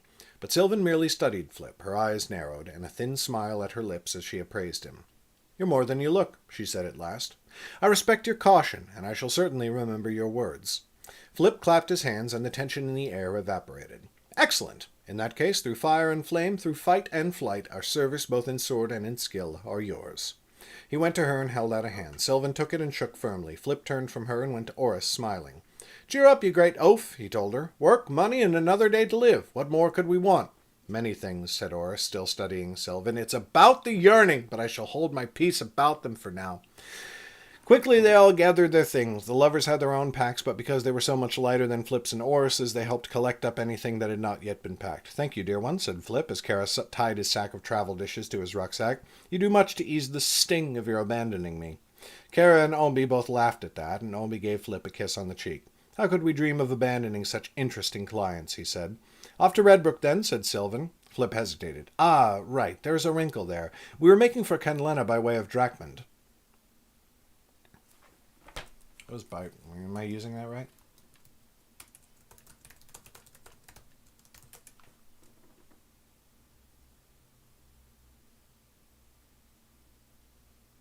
By way, yes. Okay, good. "By way of Drakmund." Sylvan frowned. "That is the opposite direction from where I wish to go." "We know it," said Oris, "but we are contracted to take the lovers there safely." "Contracted," said Sylvan. "That is a wrinkle. The guild would have your heads and other parts besides if you broke faith." "Well do we know it," said Flip, adjusting his stance. "That's a reference to his penis." Sylvan's eyes lit, and she snapped her fingers. "Here, then. There's a house of lovers in Drakmund. We can transfer the contract there. Then I can send word to my master, and we shall lie low while he comes to meet us, provided everyone is in agreement." "That is up to the lovers," said Oris, looking at Kara and Ombi. "What say you? It is not so far from Drakmund to Kenlena." Kara leaned close to Ombi, and they exchanged some whispered words. When they looked back to Oris, they nodded, but pouts twisted their lips. "I suppose it will do," said Kara, "though we shall mourn that our time with you was cut short." Oris smiled. They were lovers' words. Lovers' words. but she enjoyed them nonetheless. And we have enjoyed every minute in your company. Our parting shall be bitter indeed, but that will only make future joinings the sweeter, said Omby, smiling coyly at her. That's a dick joke.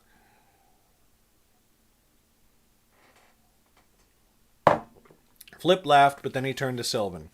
Smoothing that wrinkle, however, raises another. It costs money to transfer contracts. Sylvan waved a hand. That is of no issue. The cost shall be covered. Shall it? Said Flip, raising his brows. You're most generous with your coin. Who did you say your master was? Sylvan smiled sweetly at him. I did not say, and the answer is to remain private for now. But he shall certainly introduce himself once we are all gathered together. And how long shall it take him to reach us? Said Oris. I'm not certain, said Sylvan. It may take weeks, may up as much as a month. I do not know precisely where he is at the moment, but once he finds out where you are, he shall make all possible haste there.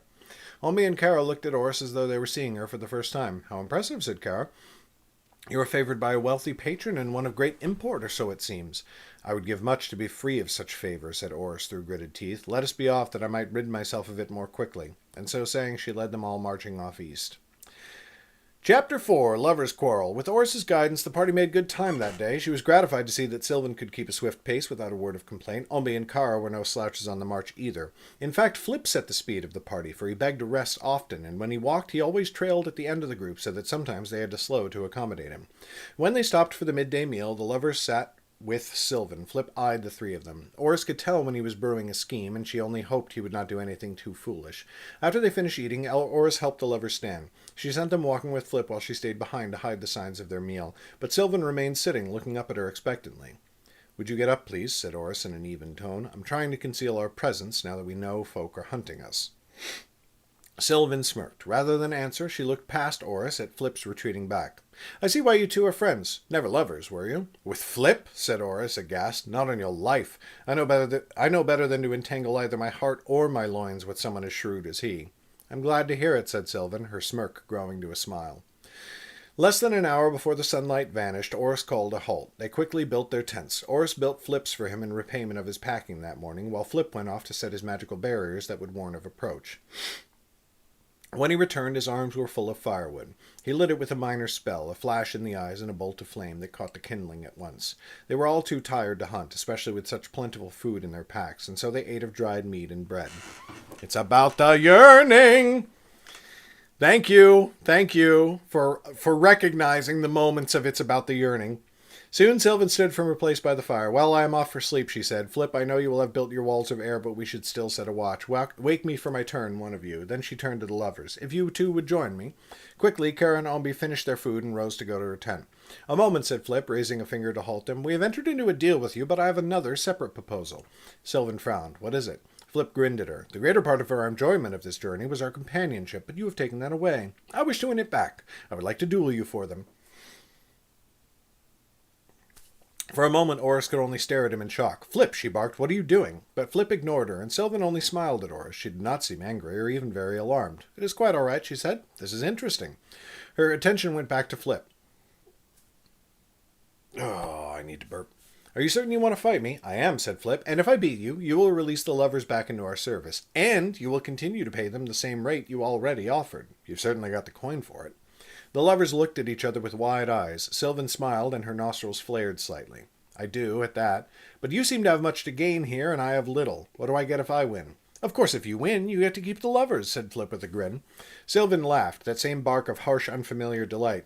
You wager that which you do not possess. As it stands, I already have both the lovers. Flip shrugged. Then make a proposal.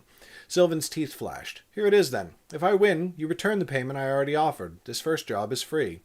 Oris reached up and gripped her hair as if she would pull it out. Surely Flip was not foolish enough to risk so much gold on such a bet, but Flip only grinned wider and said, Agreed. He does not speak for my share, shouted Oris. Flip shook his head. Fine, you may keep your half, coward. And then he sent a wave of flame rushing towards Sylvan. Oris cried out, but Sylvan was no longer there. She had darted away from the roasting flames. Flip extinguished them before they reached the trees, but Sylvan did not press an attack for the moment. She wore a savage grin. We did not discuss terms, she said. I assume neither of us are allowed to kill or maim the other? Why would I want you dead, said Flip, and you could not lop my arms off if you tried. Sylvan brushed a lock of hair behind her ear. Why would I want your hands? The lovers say they are weaker than mine. That drew a laugh from Flip. Then stop bouncing your jaw. He loosed lightning upon it. They're all such little shits. They're the biggest little shits in Underrealm. He loosed lightning upon her, but Sylvan raised her swords. The bolt struck the blades, arcing into their wooden hilts and Sylvan's leather gloves. Sylvan's whole body spasmed, but she did not fall. Flip barely had time to look surprised before she launched herself towards him. He yelped, and his eyes flashed with light again. He pressed air into the ground, propelling himself over Sylvan's head. She stopped on the spot and turned with a kick. It took Flip in the back, and he went sprawling on the ground. Little shits have shit him. Sylvan darted for him at once. Flip saw her coming and lashed out with a narrow gust of air. It caught Sylvan's ankle and she went tumbling. Her sword skittered away. I can see all these fight scenes in my head so clearly. Her running towards him and hitting her with the air and her just going like doing a front flip. Flip scrambled to his feet. Again his eyes lit, and wind blasted Sylvan, knocking her on her back and flinging her legs into the air. With Sylvan's blades gone, she lunged and threw her fists at Flip instead. He dodged and struck her glancing blows with wind, yet still she pressed towards him. Suddenly he kicked hard at her knee. Sylvan gave a heavy grunt of pain and fell face down. Flip dove on top of her, driving an elbow between her shoulder blades. He raised a handful of lightning to press into her back. Sylvan threw her head back.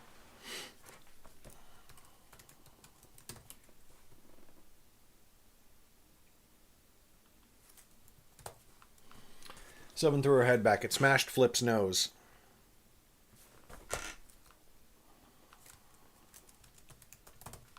He flew off her with a cry of pain and a spurt of blood. And then suddenly Sylvan looked up at Oris, teeth bared in a secret grin, and in that instant Oris realized the truth. Sylvan was putting on a show. Then the woman was on her feet again. She raised her fists as if she were in a bar fight, stalking towards Flip as he tried to find his feet.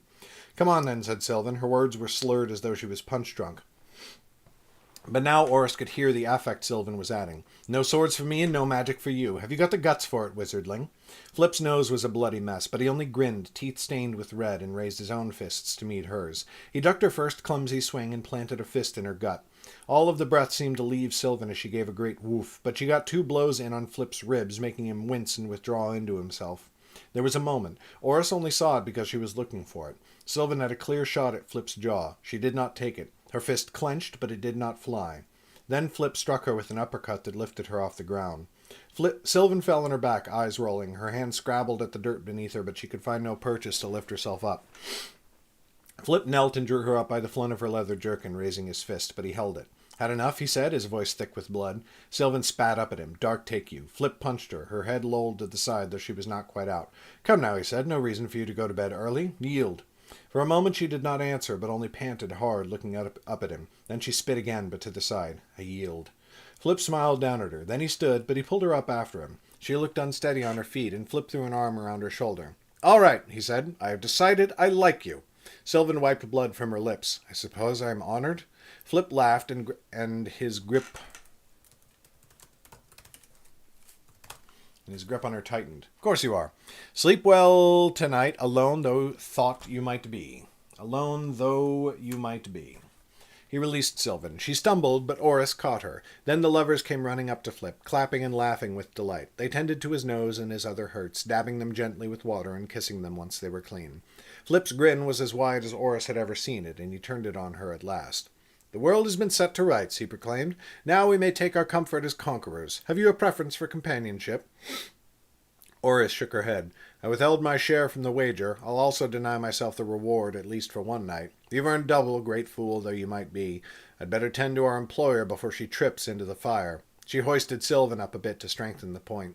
Flip shrugged. "As you wish. I'll certainly not deny myself the gift." He kissed each lover on the cheek. "Come with me, my darlings. As I've heard it said recently, comfort is especially sweet after a fight." He led them off like a conquering general, and they all retreated within his tent. The instant they were out of sight, Sylvan's head stopped lolling, and she straightened, but she did not step away. Instead, she only smiled up into Oris's face. "Thank you for keeping my secret." Oris frowned. "I do not mind holding my tongue for an employer when there is no harm in the lie, but if you ask me to keep anything else from him, you will be disappointed." "Yet I did not ask you to do it," said Sylvan, her eyes too innocent. "It was of your own accord." Oris turned from her. "You can take the first watch. I'm going to bed. We wasted too much time this morning between the fight with Enfil and your dalliance afterwards. Be ready to march much earlier tomorrow." "I certainly will," said Sylvan. "But will you find sleep tonight without your usual comfort to soothe you into slumber?" Oris looked back at her, jaw clenched. "I suppose I shall have to suffer through it somehow." Sylvan licked some of the last of the blood from her lips. "As you wish. Good night, then. It is about the yearning She sat with her back to both Oris and the fire, staring out into the darkness. Oris stood there, clenching and unclenching her fists, before she finally went for a restless night's sleep.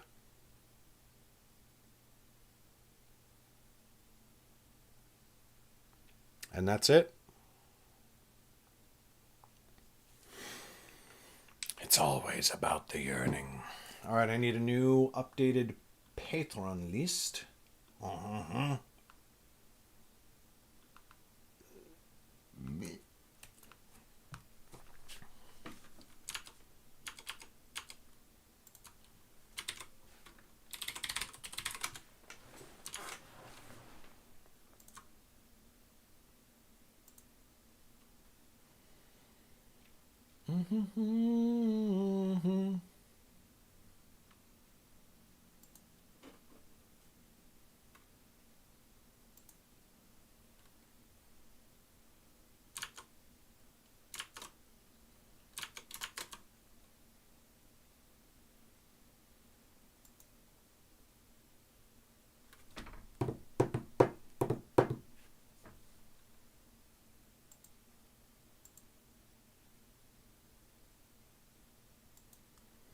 Oh, God, my throat.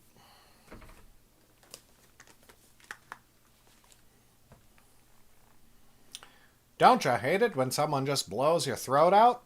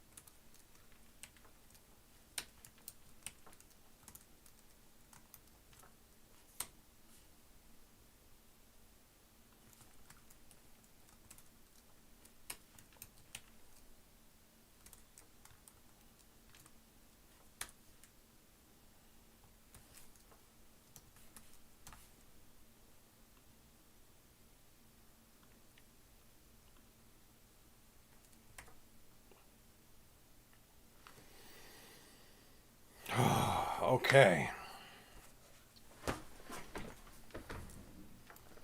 Here we fucking go, bro.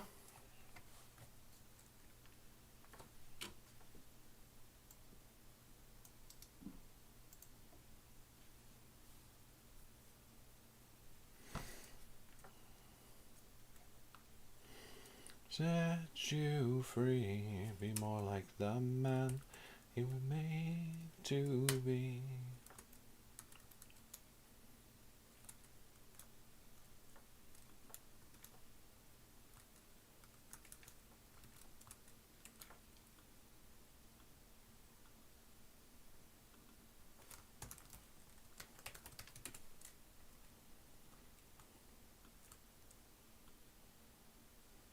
As may or enslave you, it will set you free.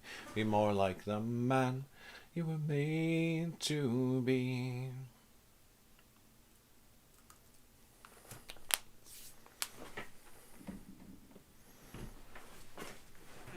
That's awesome, Lauren. Wonderful.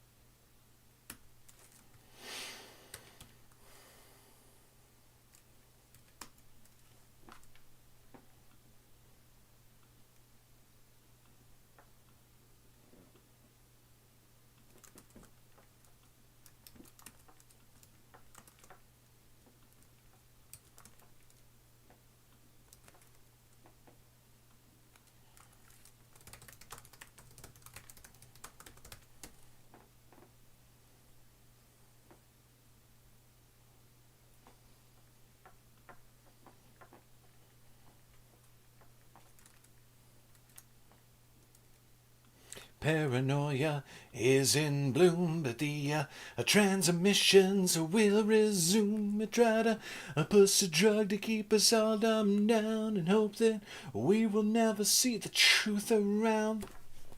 Another promise, another scene, another package life to keep us trapped in greed, and all the green belts wrapped around our minds, and endless red tape to keep the truth confined.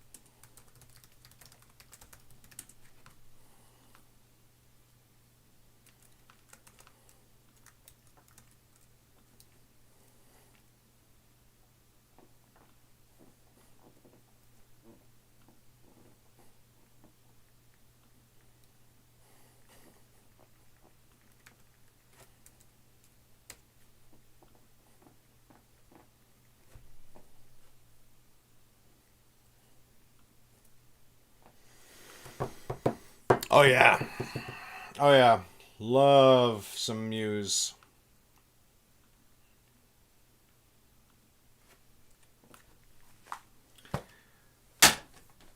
Hey, I get to go to bed before 2 o'clock tonight.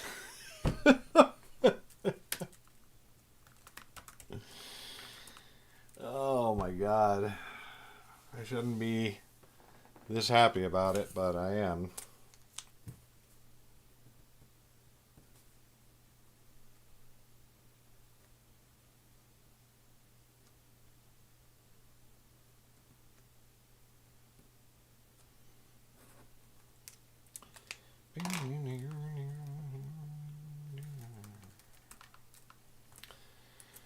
Oh, fuck me, dead. 11,478. 478. Okay. Oh, shit. Alright. Combined with the previous work that we did on Quest Episode 1, when it was Quest Episode 1, and then everything that we've done since we switched over to Lifemage Dawning, total time on that episode was 34 hours and 11 minutes. Not a fair comparison, and we can acknowledge that. But it is what occurred. Oh, Jesus. But episode 1 is done. It's published. It will release for patrons Friday at noon Pacific time. And that's pretty great. We can't complain about that.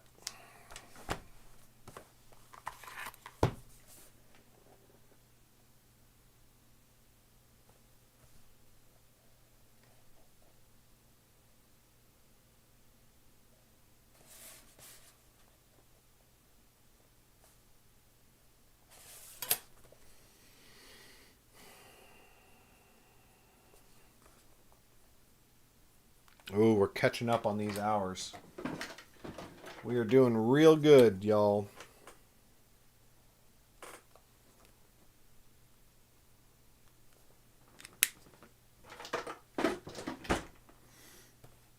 Oh yeah. Yeah, you have to have you can't have the captioner hidden behind other windows. If you hide it behind other windows, it stops updating. Which is like not a big deal. Again, I don't ever want to rag on a free resource.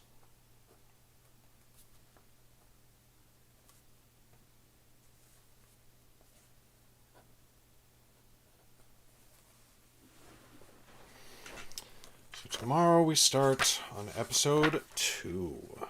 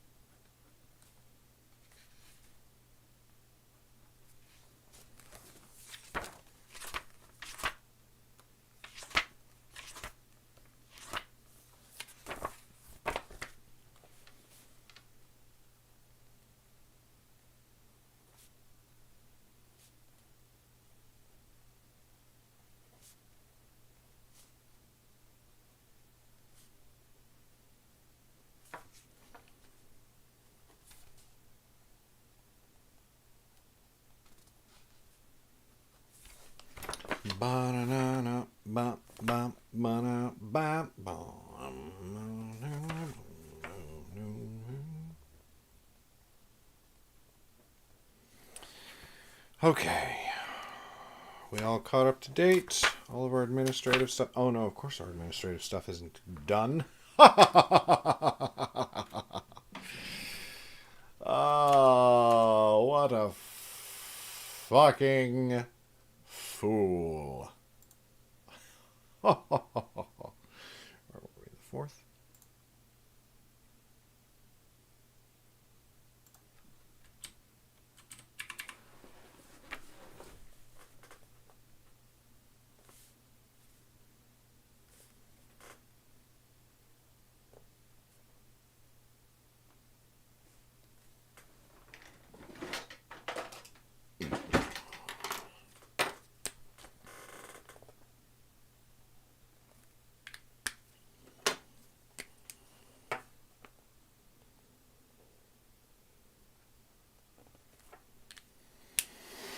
Ba-da-da-da, bump, bump, ba-da, ba-da-na-na-na-na-na-na-na, ba-da-na-na-na-na-na-na-na-na.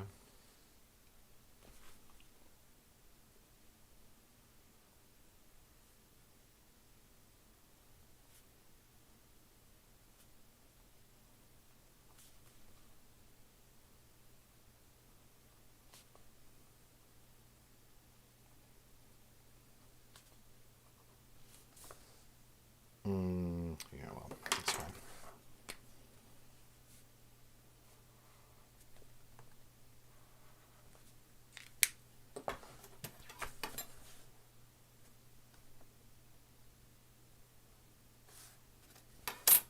And then, starting on the 9th, all the way through the 11th.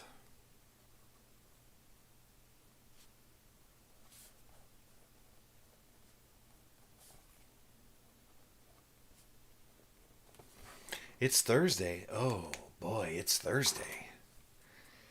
That's, woof.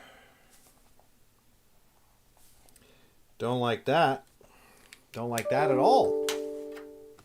I object.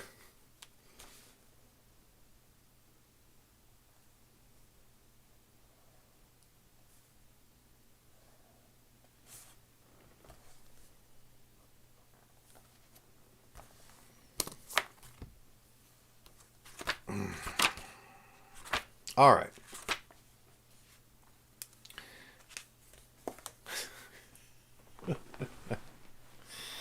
That's enough for me tonight. Yeah. I've jacked.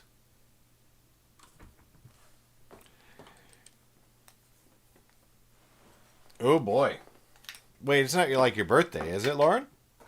Is it your birthday?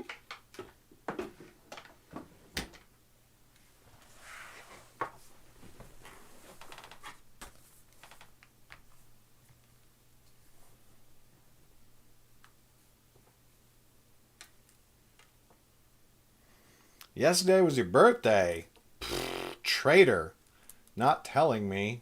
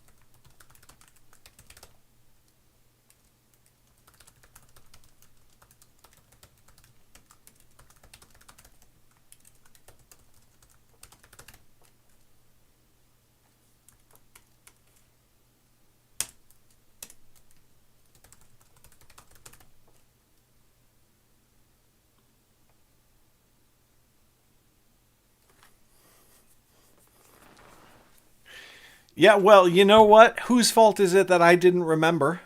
Lauren.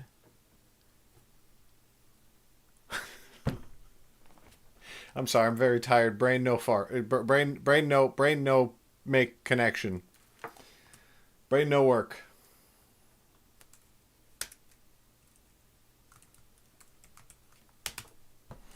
All right.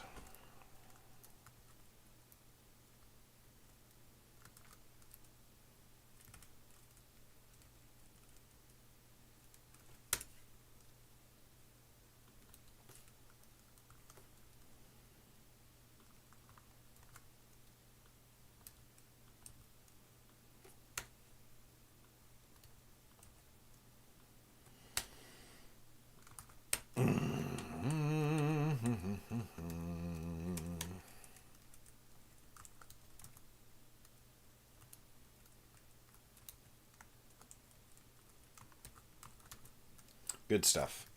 Who are we throwing a raid to?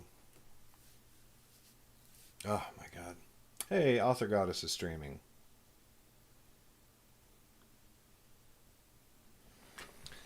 Let's throw them a raid. Give them a big fat hi.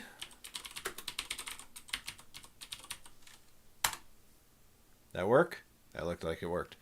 Okay, hey Lauren, honestly though, happy birthday. And thanks for coming and hanging out tonight over the overnight stream.